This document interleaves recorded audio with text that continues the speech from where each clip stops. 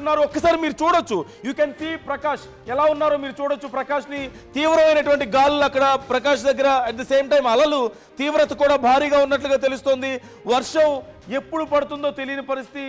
Sudden గా వర్షం అక్కడ నమోదవుతున్నట్లుగా తెలుస్తోంది. భారీ వర్షాలు. ప్రకాష్ వీ కెన్ సీ అక్కడ ఉన్నటువంటి ఇంపాక్ట్ మాకు కనిపిస్తోంది.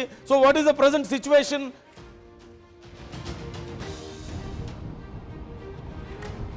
నందు ఇక్కడైతే భీకరమైనటువంటి అప్పుడే అలలో పక్కన ఎదురు గాలిలో పక్కన అయితే ఇక్కడ చాలా భయంకరంగా ఉన్నటువంటి పరిస్థితి అయితే కనపడుతుందని చెప్పాలి. కాకినాడ అలాగే కాకినాడ రూరల్ ఎన్టీఆర్ బీచ్ అయితే ఉందో ఎన్టీఆర్ బీచ్లో అయితే కనీసం అంటే ఇక్కడ ఆ తీరం వెంబడి వస్తున్నటువంటి అలలు రోడ్డుపైకి అయితే ఎగసిపడుతున్నాయి. దాదాపుగా 10 మీటర్లకు ఎత్తువైపు కూడా అంటే ఈ యొక్క అలలు ఎగిసిపడి రోడ్డుపై కూడా కెరటాలు వస్తున్నాయంటే పరిస్థితి ఏ విధంగా ఉందో మీకు అర్థమవుతుందని చెప్పాలి. ఎందుకంటే గాలిలో తీవ్రత అంటే ఆ తుఫాను తీరం దాటేటప్పుడు అలాగే 90 నుంచి 110 కిలోమీటర్ల వేగాలు ఉంటాయన్నారు. కానీ ప్రస్తుతానికైతే మనం ఇక్కడ నిలబడలేని పరిస్థితిలో ఈ యొక్క అలల ఉధృతి అయితే కొనసాగుతుందని చెప్పాలి. చూస్తున్నాం అలలు ఏ విధంగా ఎగసిపడుతున్నాయో. సముద్రం మనకి ఆ లోపల నుంచి కూడా అలల ఉధృతి అయితే భీకరమైనటువంటి అలలు చూస్తున్నాం.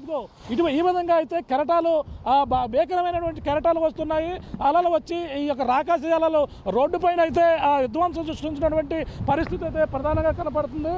మనకి ప్రధానంగా చూసుకుంటే తీవ్ర ఇప్పుడైతే పక్కన తుఫాన్ అయితే బలపడినటువంటి మోంతా తుఫాన్ ఎఫెక్ట్ అయితే ప్రస్తుతం తీవ్రంగా బలపడిన నేపథ్యంలోనే ఇటువంటి పరిస్థితులు అయితే మనం చూస్తున్నాం. గాలులు ఏ విధంగా వేస్తుందో చూస్తున్నాం.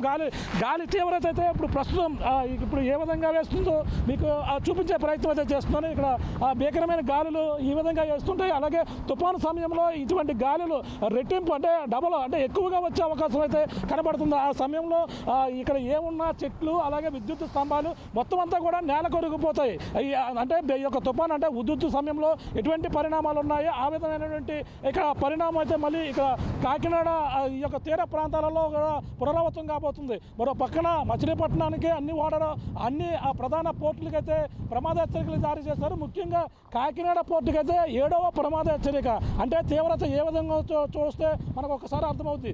సాధారణంగా 2-3 ప్రమాద హెచ్చరికలు జారీ చేస్తేనే దాని ప్రభావం ఎక్కువగా ఉంటుందని చెప్పుకొస్తారు. ఒక పక్కన మచిలీపట్నం అయితే 6వ ప్రమాద హెచ్చరిక అయితే కనపడుతుంది. ఇప్పుడైతే ప్రస్తుతం కాకినాడకి 7వ ప్రమాద హెచ్చరిక అయితే జారీ చేశారు. ఈ క్రమంలోనే తీరం వెంబడి మొత్తం బండరాళ్ళు సైతం కూడా రోడ్డుపైకి వచ్చి ఈ యొక్క విధ్వంసాన్ని అయితే సృష్టిస్తున్నాయి. గంటకు 100 నుంచి 110 కిలోమీటర్ల వేగాన్ని అయితే ఇక్కడైతే తుఫాను తీరం దాటేటప్పుడు కనపడుతుంది. అలాగే శ్రీకాకుళం నుంచి నెల్లూరు వరకు కూడా మరో 72 గంటల పాటు అయితే తుఫాను ముప్పు ఉంటుందని, కాకినాడకు అయితే 270 కిలోమీటర్లలో, మచిలీపట్నానికి 190 కిలోమీటర్ల ఈ యొక్క సైక్లోన్ ఇప్పుడైతే పొంచి ఉన్నటువంటి పరిస్థితి అయితే ప్రధానంగా ఉంది. అలాగే గంటకి 15 కిలోమీటర్ల వేగంతో కదులుతూ ఈ తుఫాన్ అయితే తీరం వెంబడి అయితే వస్తుంది. నెల్లూరు, ప్రకాశం అలాగే ఈ యొక్క జిల్లాలలో ప్రారంభమైనటువంటి వర్షాలు నిన్న నుంచి కూడా అన్ని ప్రాంతాలలో కూడా సుమారు 96 ప్రాంతాలలో వర్షాలు అయితే నమోదవుతున్నటువంటి పరిస్థితి కనబడుతుందని చెప్పాలి. భారీ నుండి అతి భారీ వర్షాలు అయితే నమోదవుతాయని వాతావరణ శాఖ అయితే హెచ్చరికలు అయితే జారీ చేస్తున్నటువంటి పరిస్థితి. ఇక్కడ తీరంలో ప్రస్తుతం అయితే ఇక్కడ కనీసం నిలబడలేని పరిస్థితి అయితే కనబడుతుంది. చూడవచ్చు ఇంత పెద్ద అలలు వచ్చి ఈ విధంగా విరుచుకుపడతాయని ముందుగానే వాతావరణ శాఖ అయితే చెప్పుకొస్తున్న నేపథ్యంలో తీరంలో అయితే భీకరమైనటువంటి రాకాశాలు అయితే విరుచుకుపడుతున్నటువంటి పరిణామం అయితే ఇక్కడ కనపడుతుంది. నందు మొత్తం మీద అయితే ఈ కాకినాడ కావచ్చు, ఉప్పాడ కావచ్చు, ఆ ఉప్పాడలో ఉన్నటువంటి మత్స్యకార గృహాలు మనం చూసాం. పొద్దున ఎవరు కూడా సురక్షిత ప్రాంతాలకు వెళ్ళాలని నిన్న నుంచి గత 2 రోజుల నుంచి కూడా అధికారులు మొత్తుకుంటున్నా సరే వాళ్ళైతే మేము అక్కడి నుంచి కదలలేము, ఎన్నో తుఫాన్లు చూసామని కూడా వాళ్ళైతే చెప్పుకొస్తున్నారు. కానీ ఇప్పుడు పరిణామాలు చూస్తుంటే మాత్రం వాళ్ళు కూడా పునరావాసానికి కేంద్రాలకు అయితే వెళ్తున్నారు. అలాగే ఇప్పటికే కాకినాడ జిల్లాలో 269 అంటే ప్రకాష్ ఇప్పటికే ఆ తీవ్రత మాకు అర్థమవుతుంది. ఈవెన్ మీరు నించుంటే కూడా మిమ్మల్ని వెనక్కి నెట్టేస్తున్నటువంటి గాలుల తీవ్రత మాకు తెలుస్తోంది. మరోవైపు సముద్రం ఇప్పటికే ముందుకు వచ్చినట్లుగా కనపడుతోంది. అలల తీవ్రత కూడా మాకు తెలుస్తోంది. ఇప్పటికే ప్రమాదకర స్థాయికి చేరుకున్నట్లుగా తెలుస్తోంది తుఫాను తీవ్రత. బట్ ఏ సమయానికి ప్రకాష్ నా వాయిస్ వినిపిస్తుందా మీకు? సాధారణంగా అలలు ఇక్కడి నుంచే వస్తాయి. కానీ తుఫాను సమయంలో మాత్రం మధ్యలో మనం చూస్తున్నాం. అదిగో అక్కడి నుంచి అంటే మధ్యలో నుంచి సముద్రం మధ్య నుంచి అయితే అలలు వస్తున్నటువంటి దృశ్యాలు మనం చూస్తున్నాం. అదిగో అలలు అంటే ఆ స్థాయిలో అక్కడి నుంచి అలలు వస్తుందంటే సముద్రం ఏ విధంగా కల్లోలంగా ఉందో మనకైతే క్లియర్గా కనబడుతుంది. అదిగో అలలు వచ్చి ఈ విధంగా వచ్చి తీరం వైపు అయితే దూసుకొస్తున్నటువంటి కెరటాలు ఒక ఉప్పాడ వైపే ఒక ఉప్పెనల ఈ యొక్క ఉప్పెన ఉంటుందని కూడా వాతావరణ శాఖ అయితే ముందుగానే హెచ్చరికలు జారీ చేసింది. అటువంటి ఉప్పెనైతే ఉప్పాడ కావచ్చు, కాకినాడ కావచ్చు, మొత్తం అన్ని ప్రాంతాలలో ఈ ఉప్పెనైతే మరి కొన్ని గంటల్లో ఈ యొక్క మోంతా తుఫాన్ అయితే ఈ యొక్క తీరం వెంబడైతే దూసుకొస్తుందని చెప్పాలి. ఎందుకంటే అంత స్థాయిలో అలలు ఉంటున్నాయి. మరో పక్కన అలలో ఉన్నటువంటి రోడ్డు అయితే ధ్వంసం అవుతుంది. ప్రతిసారి కూడా ధ్వంసం అవుతున్నటువంటి అలలు ఇప్పుడు ఈ స్థాయిలో వస్తున్నటువంటి కెరటాలకైతే రేపు ఈ యొక్క తీరం దాటే సమయంలో ఏ స్థాయిలో ఉంటాయో అర్థం చేసుకోవడానికి మనకైతే క్లియర్ కట్గా కనపడుతుంది. ఇప్పుడైతే మనం చూస్తున్నటువంటి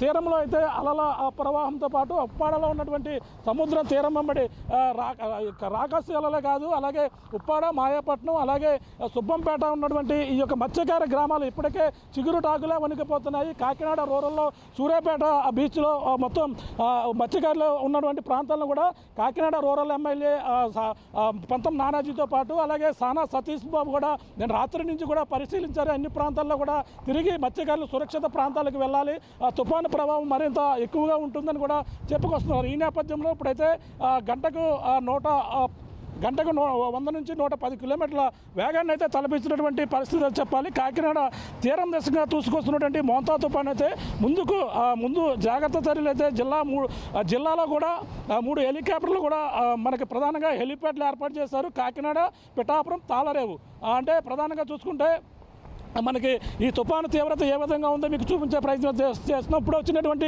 తాజా వార్తగా చెప్పాలి నందు. ఇప్పుడు వచ్చిన తాజా వార్త చూసుకుంటే అంటే కాకినాడ తీరం వైపు అయితే దూసుకొస్తున్న నేపథ్యంలో 3 హెలిప్యాడ్లు అయితే ఏర్పాటు చేశారు. 3 హెలిప్యాడ్లు అంటే అత్యవసర పరిస్థితుల్లో ఎక్కడైనా ఎవరైనా చిక్కుకున్నా, ఎక్కడైనా లోతట్టు ప్రాంతాల్లో చిక్కుకున్నా వారిని సురక్షితంగా హెలికాప్టర్ల ద్వారా తరలించేందుకైతే 3 హెలికాప్టర్లు ఏర్పాటు చేశారు. కాకినాడలో, పిఠాపురంలోని, తాళరేవులో హెలిప్యాడ్లు అయితే సంసిద్ధంగా ఉన్నాయి. అలాగే అల్పపీడనం మరింత బలపడుతున్న నేపథ్యంలో, తీవ్ర తుఫానుగా వస్తున్న నేపథ్యంలో హెలిప్యాడ్లు ఏర్పాటు చేయడం కాకుండా కోస్టల్ ఏరియా సమీపంలో ఉన్నటువంటి దాదాపు 4 లక్షల మందిని అంటే ఉప్పాడ కావచ్చు, కాకినాడ రూరల్ కావచ్చు, అలాగే ఏదైతే తాళరేవు కావచ్చు, మొత్తం అమలాపురంలో ఉన్నటువంటి ఈ యొక్క ఓడల రేవు కావచ్చు, మొత్తం అన్ని ప్రాంతాలలో ఉన్నటువంటి మత్స్యకారులను కూడా అప్రమత్తం చేస్తున్నటువంటి పరిస్థితి అయితే కనబడుతుంది. ఏదేమైనా ఈ యొక్క తుఫాను దాదాపు అంటే 4 లక్షల మందిని అంతే సురక్షిత ప్రాంతాలకంటే ఎటువంటి ఆస్తి నష్టం, ప్రాణ నష్టం కూడా జరగకుండా చూడాలనేది కూడా మొదటి నుంచి కూడా అధికారులు అధికారులు అయితే ప్లాన్గా వెళ్తున్నారు. ఈ నేపథ్యంలోనే ఇప్పుడైతే ఎటువంటి పరిస్థితులు అయితే మనకైతే క్లియర్ కట్గా కనబడుతున్నాయి. మన గాలిల తీవ్రత ఏ విధంగా ఉందో మీకు చూపించే ప్రయత్నం చేస్తూ చూడొచ్చు. గాలిలో ఏ విధంగా వేస్తున్నాయి అంటే మనం ఇది వదిలితే మాత్రం ఎంత దూరంలో వెళ్ళిపోతుందో మనకే తెలియదు. చూస్తున్నాం గాలిలో తీవ్రత నందు చూస్తున్నాం గాలిలో తీవ్రత ఏ విధంగా ఉందో. మనం అంటే వదిలితే బలంగా పట్టుకున్నాం, కానీ ఇప్పుడు ఇది కానీ వదిలితే మాత్రం దాదాపుగా 1/2 కిలోమీటర్ల దూరంలో ఎగిరిపోతే పరిస్థితి ఉంది. అంటే ఇప్పుడే 40 కిలోమీటర్ల వేగంతో వీధులు గాలులు వేస్తున్నాయి. ఈ నేపథ్యంలోనే తీరం దాటేటప్పుడు భూమిని తాకేటప్పుడు తుఫాను ప్రభావం అయితే మరింత ఎక్కువగా అయితే కనపడుతుందని చెప్పాలి. ప్రస్తుతం అయితే ఈ యొక్క తుఫాను ప్రభావం అయితే క్లియర్ కట్గా కనపడుతుంది. సముద్రం వెంబడైతే రాకాశాలలో ఎగసిపడడమే కాకుండా ఈ తుఫాను తీవ్రత అయితే గంటకు దాని ప్రభావం ఎక్కువగా ఉండే అవకాశం ఉందని కూడా వాతావరణంగా అయితే ఇప్పుడు మనం ప్రధానంగా చూస్తాం. నిన్నటి నుంచి కూడా ఒక రైతులో కెరటాలు అయితే ఎగసిపడుతున్నాయి.